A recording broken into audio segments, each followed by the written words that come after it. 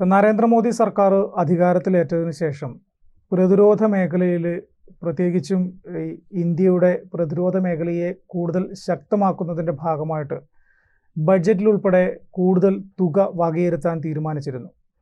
കഴിഞ്ഞ ബഡ്ജറ്റുകളിലെല്ലാം പ്രതിരോധ മേഖലയ്ക്ക് കൂടുതൽ പ്രാധാന്യം നൽകിക്കൊണ്ടാണ് ഓരോ ബഡ്ജറ്റ് പ്രഖ്യാപനങ്ങളും നടത്തിയിരുന്നത്. അതിൻ്റെ ഭാഗമായിട്ട് കൂടുതൽ യുദ്ധ ഉപകരണങ്ങൾ വാങ്ങിക്കുക, കൂടുതൽ വിമാനങ്ങൾ വാങ്ങിക്കുക, നിലവിൽ ഉപയോഗിച്ചുകൊണ്ടിരിക്കുന്ന കാലപ്പഴക്കം ചെന്നിട്ടുള്ള ഉപകരണങ്ങളും വിമാനങ്ങളും മറ്റ് യുദ്ധ സാമഗ്രികളുമെല്ലാം മാറ്റുക, അങ്ങനെ തുടങ്ങിയ പല തീരുമാനങ്ങളിലേക്കും ഇന്ത്യൻ പ്രതിരോധ മന്ത്രിയും പ്രതിരോധ വകുപ്പും പോയിരുന്നു എന്നുള്ളതാണ് വസ്തുത.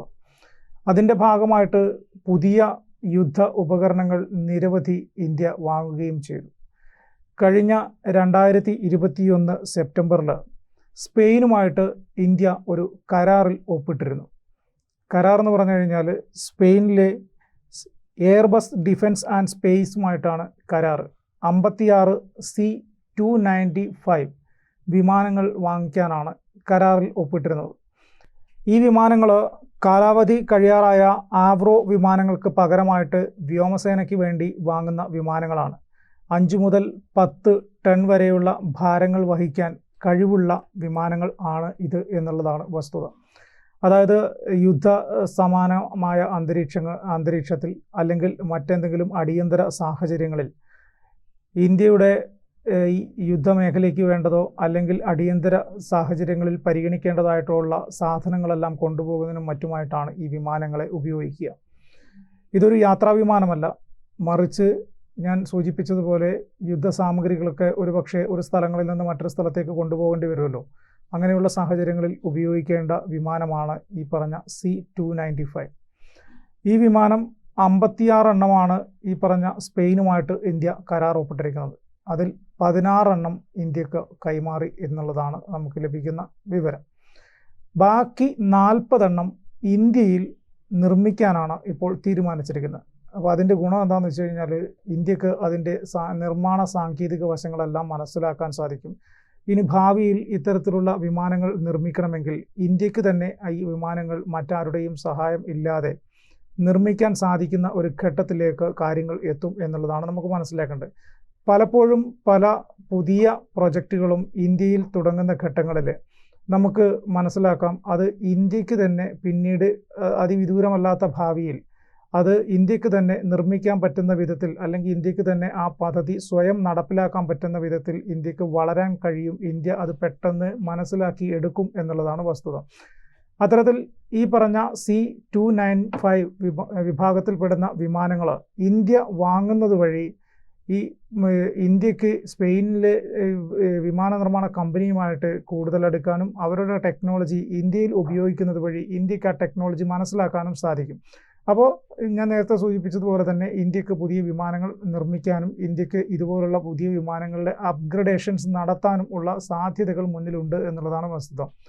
40 വിമാനങ്ങളാണ് ഇന്ത്യയിൽ നിർമ്മിക്കാൻ തീരുമാനിച്ചിരിക്കുന്നത്. സ്പെയിനുമായിട്ട് അങ്ങനെ ഒരു കരാറിലേക്കാണ് എത്തിയിരിക്കുന്നത്. 56 വിമാനങ്ങളാണ് മൊത്തത്തിൽ സ്പെയിൻ നിർമ്മിച്ച് നൽകേണ്ടത്. അതിൽ 16 വിമാനങ്ങൾ ഇതിനോടകം കൈപ്പറ്റിയിരിക്കുന്നു. ഇന്ത്യൻ സ്ഥാനപതിയാണ്, സ്പെയിനിലെ ഇന്ത്യൻ സ്ഥാനപതിയാണ് ഈ വിമാനങ്ങളെല്ലാം തന്നെ കൈപ്പറ്റിയിരിക്കുന്നത്.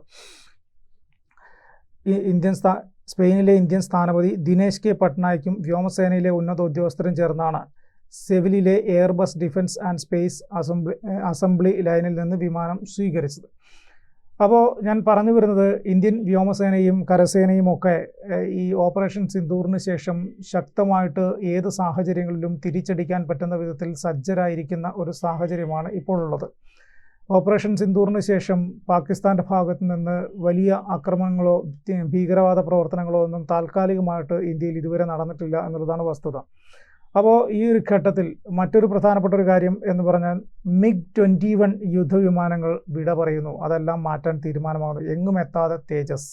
പ്രതിരോധ രംഗത്ത് ആശങ്ക. അതായത് നമ്മൾ ഒരേ സമയം പ്രതിരോധ രംഗത്ത് കൂടുതൽ ശക്തമാകുന്നു എന്ന് നമ്മൾ പറയുമ്പോഴും മറ്റ് ചില കാര്യങ്ങൾ, ചില വാർത്തകൾ പ്രതിരോധ രംഗത്തെ ആശങ്ക സൂചിപ്പിക്കുന്നത് കൂടിയാണ് എന്നുള്ളതാണ് നമ്മൾ മനസ്സിലാക്കേണ്ടത്.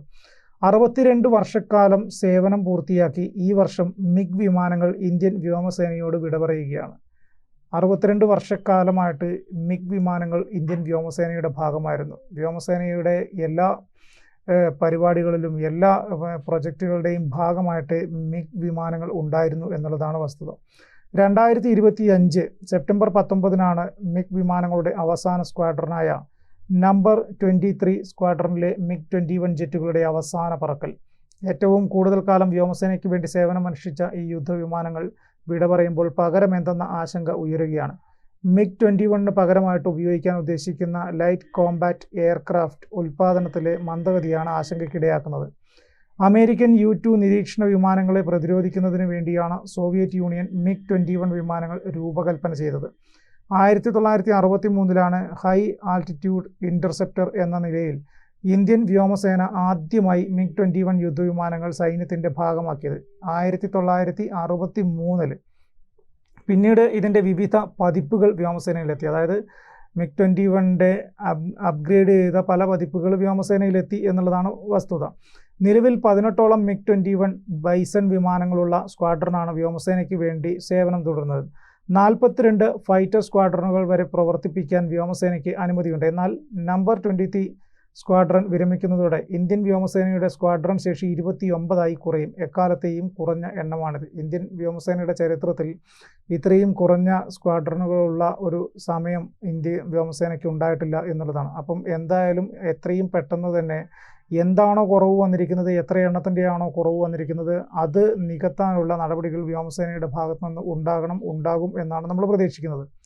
നേരിട്ടുള്ള പോരാട്ടത്തിൽ നിന്ന് റഡാർ സംവിധാനങ്ങളും മറ്റും ഉപയോഗിച്ച് കണ്ടെത്തി മിസൈൽ ആക്രമണം നടത്തുന്നതിലേക്ക് വ്യോമ പ്രതിരോധത്തിൽ വലിയ മാറ്റം സംഭവിക്കുന്ന സമയത്ത് യുക്തിസഹമായ നീക്കമാണിതെന്ന നിരീക്ഷണവും മിഗ് 21 വിരമിക്കലിനെ കുറിച്ചുണ്ട്. കഴിഞ്ഞ 6 ദശാബ്ദക്കാലമായി 850 മിഗ് 21 വിമാനങ്ങൾ ഇന്ത്യൻ വ്യോമസേന പറത്തിയിട്ടുണ്ട്. അപകടങ്ങളിൽ 300ഓളം ജീവനുകൾ പൊലിഞ്ഞിട്ടുള്ള ഈ വിമാനം ഫ്ലൈയിങ് കോഫിൻ എന്ന പേരിലും വിളിക്കപ്പെട്ടിരുന്നു. അതായത് ഈ മിഗ് 21 വിമാനങ്ങൾ 1963 ഇന്ത്യൻ വ്യോമസേനയുടെ ഭാഗമാകുന്നത്. പിന്നീട് പല രീതിയിൽ അതിൽ അപ്ഗ്രഡേഷൻസ് വരുത്തി അപ്ഡേറ്റ് ചെയ്ത് വിമാനങ്ങളിൽ പല കാലാനുസൃതമായിട്ടുള്ള രൂപമാറ്റങ്ങൾ വരുത്തി പുതിയ സംവിധാനങ്ങൾ ഉൾപ്പെടുത്തിയൊക്കെ ഈ വിമാനങ്ങൾ ഉപയോഗിച്ചിരുന്നു എന്നുള്ളതാണ് നമ്മുടെ വസ്തുത.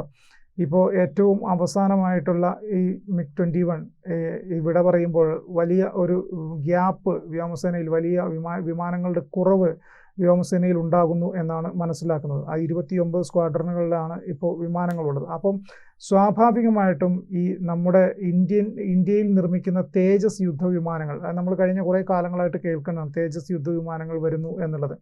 അപ്പോൾ ഈ തേജസ് യുദ്ധവിമാനങ്ങളുടെ നിർമ്മാണം അതിവേഗത്തിൽ പൂർത്തിയാക്കിയെങ്കിൽ മാത്രമേ ഈ മിഗ് 21 ഉണ്ടാക്കുന്ന വിടവ് വ്യോമസേനയ്ക്ക് നികത്താൻ സാധിക്കുകയുള്ളൂ. അപ്പോൾ തേജസ് യുദ്ധവിമാനങ്ങളുടെ നിർമ്മാണം വേഗത കൂട്ടുക, എണ്ണം കൂട്ടുക തുടങ്ങിയ കാര്യങ്ങളിലേക്ക് വളരെ പെട്ടെന്ന് തന്നെ പോകേണ്ടി വരും. എന്നിരുന്നാൽ മാത്രമേ വ്യോമസേനയ്ക്ക് ഇപ്പോൾ കുറവ് വരാൻ പോകുന്ന ഈ സെപ്റ്റംബറിൽ മിഗ് 21 വിമാനങ്ങൾ പിൻവലിക്കുന്നതോടുകൂടി ആ വരുന്ന ഗ്യാപ്പിലേക്ക് തേജസ് യുദ്ധവിമാനങ്ങൾ കയറിയില്ല എങ്കിൽ വ്യോമസേന കുറച്ച് പ്രതിരോധത്തിലേക്ക് പോകേണ്ടി വരും. കാരണം അവരുടെ കയ്യിലുള്ള വിമാനങ്ങളുടെ എണ്ണത്തിൽ വലിയ കുറവ് വരുന്നു എന്നുള്ളതാണ് വസ്തുത.